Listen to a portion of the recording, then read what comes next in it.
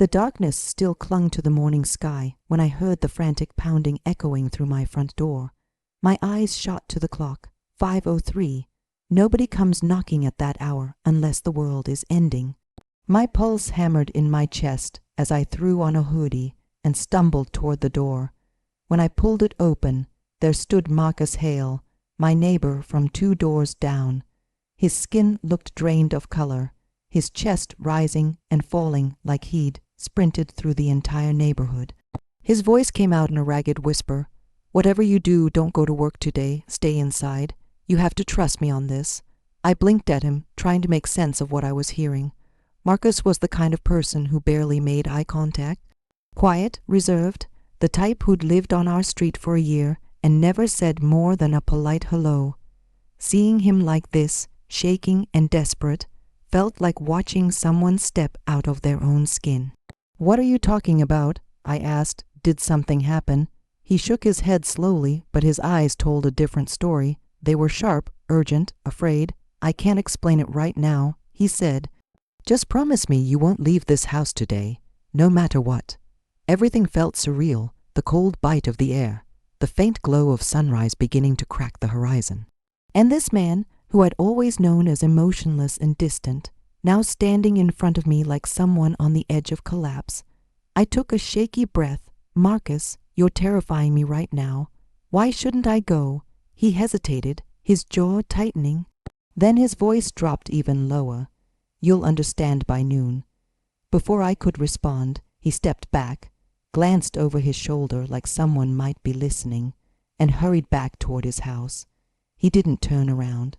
Not once. I stood frozen in the doorway, my hand still gripping the knob, my mind spinning in 100 directions. Part of me wanted to brush it off. Maybe he was confused. Maybe he was having some kind of mental break. But another part of me, the part that had learned to trust my gut over the years, refused to let this go. And there was something else, something deeper that kept me from dismissing his warning.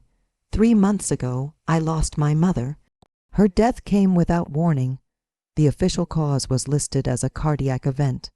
But in the days leading up to it, she kept trying to tell me something.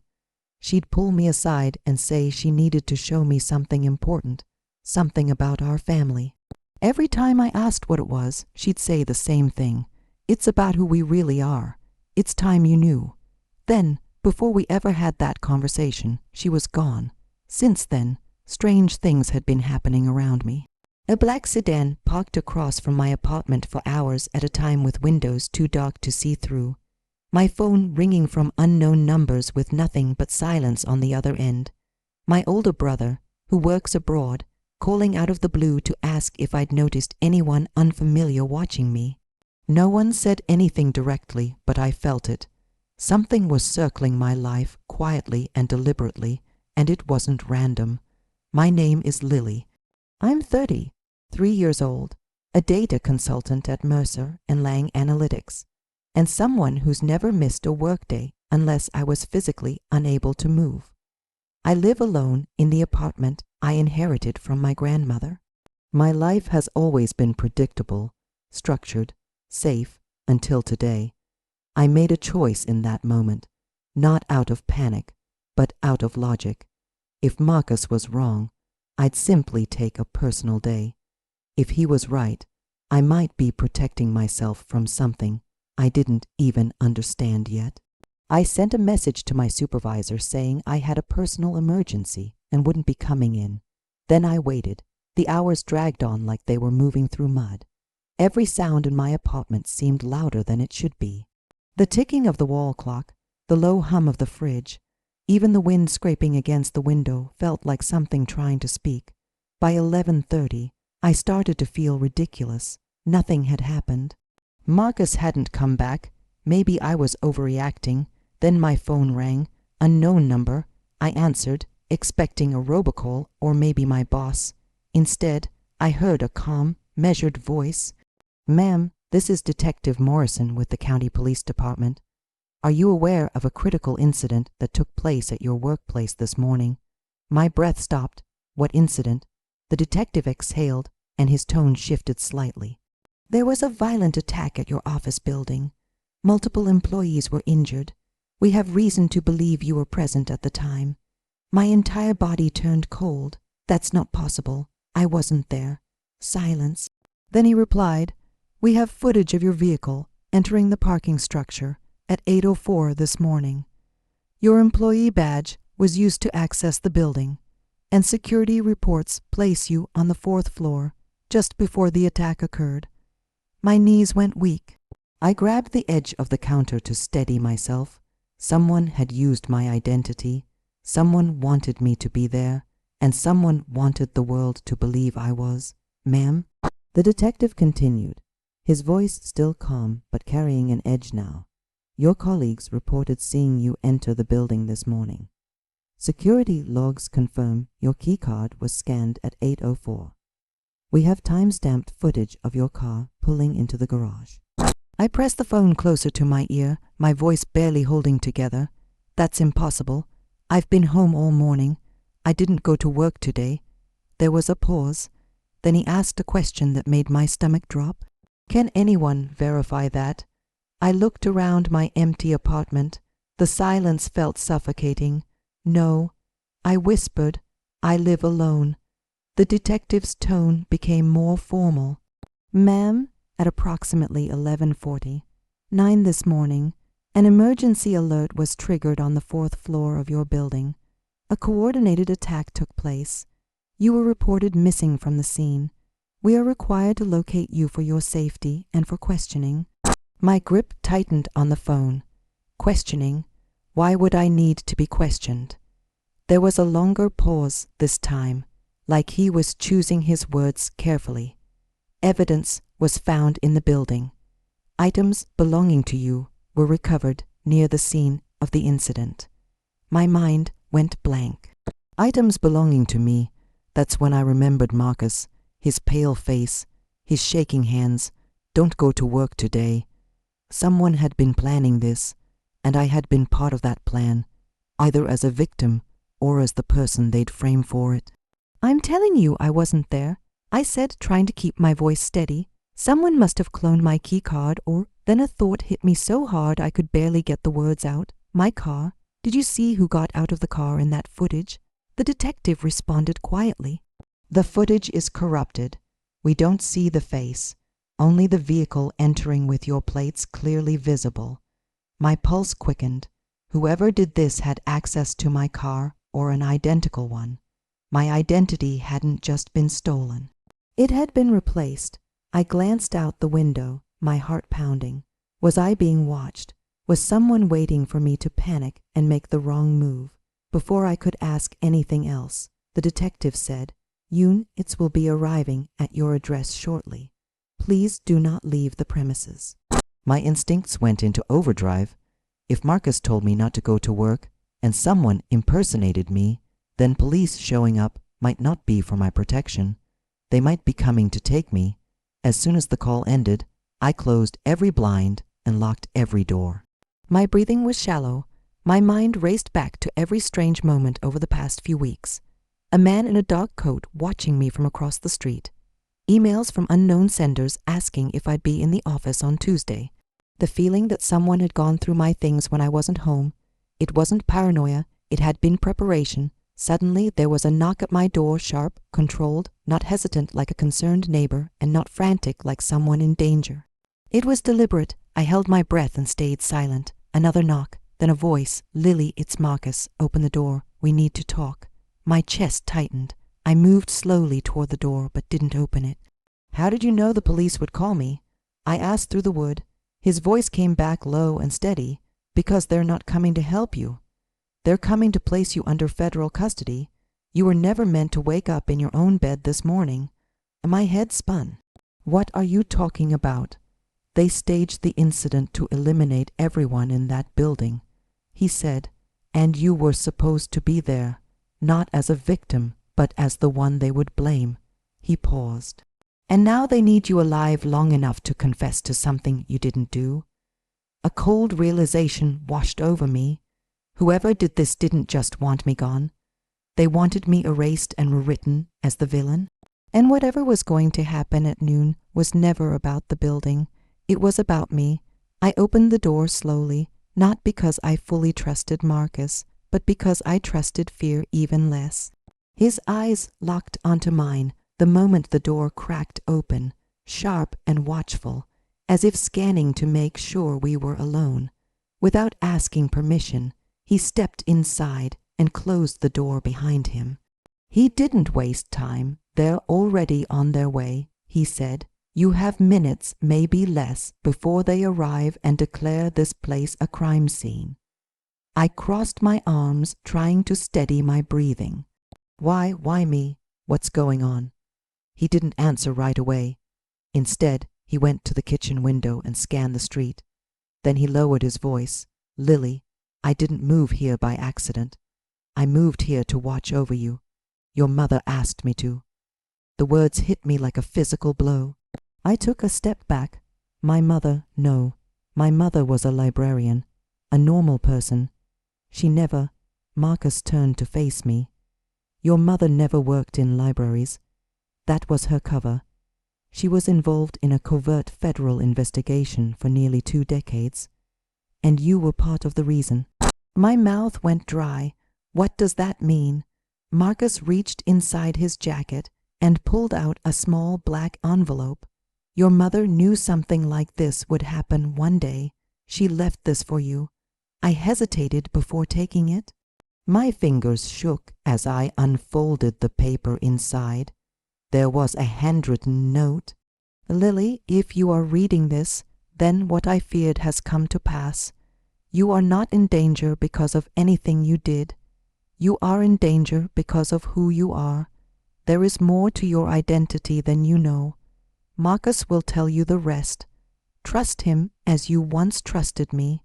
Do not surrender yourself. If they take you in, you will disappear, Mom." My knees weakened. My mother had known. She had been trying to prepare me. All those times she said, "There are things you're better off not knowing yet." I thought she was being overprotective. Now those words came back to me like warnings from a ghost. Marcus met my eyes. "They're not just framing you. They're reclaiming you. Reclaiming." I repeated, my voice barely above a whisper. "You were never just a civilian," Marcus said. "Your birth was not a coincidence. Your identity was constructed. Your mother uncovered a classified biogenetic program, one tied to prominent families and influential bloodlines. When she refused to cooperate, she became a liability. Her death was not natural. You were meant to be eliminated next. But they found a better use for you." My heart thundered. To use me as what? He took a step closer. As a scapegoat. They needed a narrative that would justify the next phase of their plan, a false flag event, a manufactured tragedy with you as the face of it all. Realization burned through me. Every strange moment, every shadow I had ignored, had been leading to this point. So all of this was staged to destroy my life? I asked. Marcus's gaze was firm. "Not just your life, your legitimacy. Once they declare you a national threat, they can seize every file connected to your mother's investigation. They can erase the truth she died trying to protect." He reached into his coat again and this time pulled out a metal key card with a red emblem. "This is access to a secure storage vault your mother used. It contains encrypted files that name the people behind this operation. If you don't reach that vault before they reach you, everything your mother died for will be buried forever." I stared at the key card in his hand, then back at the note from my mother. My entire life, I had believed I was ordinary, replaceable, invisible. Now I understood the truth. I was never invisible. I was never replaceable. I was watched because I was the last piece of a puzzle someone powerful didn't want solved. Suddenly, the distant wail of sirens began to echo through the neighborhood. Marcus looked toward the front window. "They're here," he said, but he wasn't afraid, and for the first time since this morning, neither was I, because fear had carried something I no longer held, doubt. I folded my mother's letter and placed the key card in my pocket. Then I looked at Marcus and said, "Show me where we need to go." He nodded once, and in that moment, I crossed the line between the life I had always known and the truth I was born to face. We barely made it to Marcus's SUV before the first unmarked black vehicles turned the corner and began closing in on my street. The sirens had stopped. They didn't need them anymore. They weren't coming as law enforcement. They were coming as recovery. Get in, Marcus ordered, starting the engine as soon as my door clicked shut. We shot forward, tires screeching. Through the rear window, I saw two men step out of a black sedan, scanning the area. One of them lifted a radio to his mouth. His expression was cold and certain, like someone retrieving property, not a person. As we sped down the highway, a strange calmness came over me. Fear had left my body. What remained was clarity. Something inside me had shifted, like a key finally matching the right lock. After 20 minutes of silence, Marcus spoke. "There's something you need to see before we reach the vault. Once you see it, you'll understand why they've been watching you your whole life." He reached into his jacket and handed me a tablet. A file was open on the screen, labeled Subject 9C, Designation, Genomic Asset, High Priority, Project Horizon Initiative. I scrolled down, my pulse quickening as I read. Gene expression chart, blood markers not found in ordinary humans. A note, subject exhibits complete immunity to multiple viral strains, potential regenerative blood properties. Subject approved for Phase 2 integration. Phase 2. I swallowed hard. What does this mean? Regenerative? Immune to what? Marcus kept his eyes on the road. 20 years ago, your mother uncovered a government-backed biogenetics program. They weren't trying to cure diseases. They were trying to create a new class of human beings, people with specific immune advantages who could survive outbreaks, chemical exposure, warfare. I stared at the screen, light flickering across my face as the truth began to settle like ash. My mother was involved in this. I asked. She was never meant to be. Marcus said. She stumbled across it when she discovered medical inconsistencies in your early childhood records. She found samples of your blood in places she didn't authorize. She realized you were being studied without her knowledge. She tried to pull you from the program, but that wasn't an option. The highway lights flashed past us like white comets. I could barely process the words. Me, a subject, a project, a target. Marcus continued, his tone firm but controlled. Your mother leaked the existence of the program to a federal oversight board. The board ordered the project shut down, but instead of ending it, the people at the top erased the investigation and everyone who knew. Everyone, I whispered, including my mother. Marcus nodded.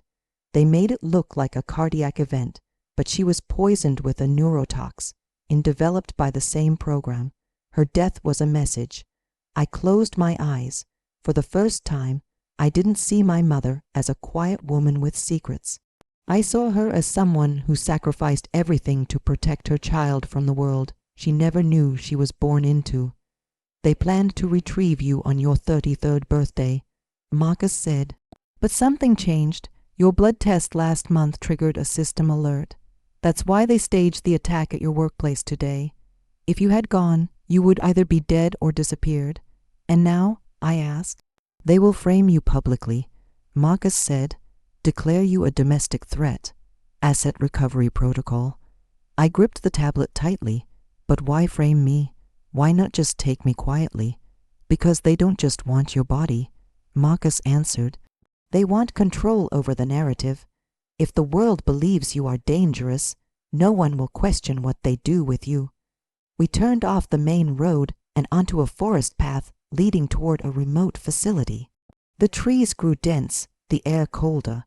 My heartbeat steadied. I was no longer in the life I knew. I was in the one I was born for. As we approached what looked like an abandoned bunker hidden beneath an overgrown hill, Marcus parked the SUV and turned to me. You have one last decision, Lily, he said, his voice quiet. Once you walk inside, there is no going back.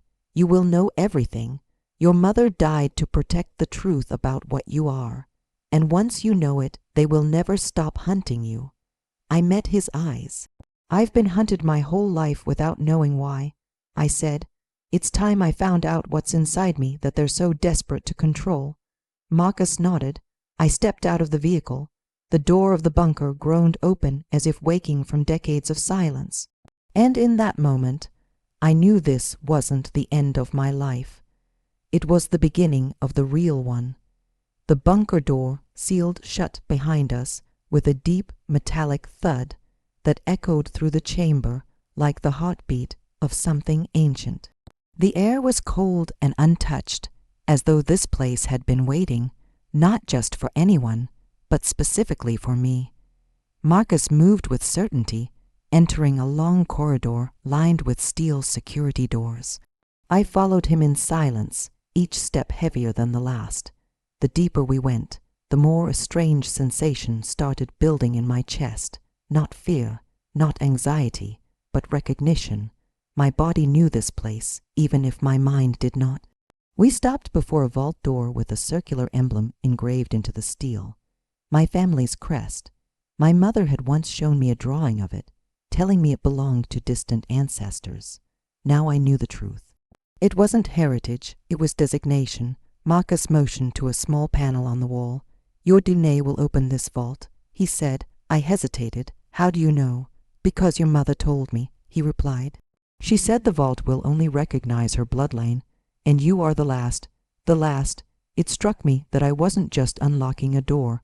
I was unlocking the final secret of my family's existence. I pressed my palm to the scanner.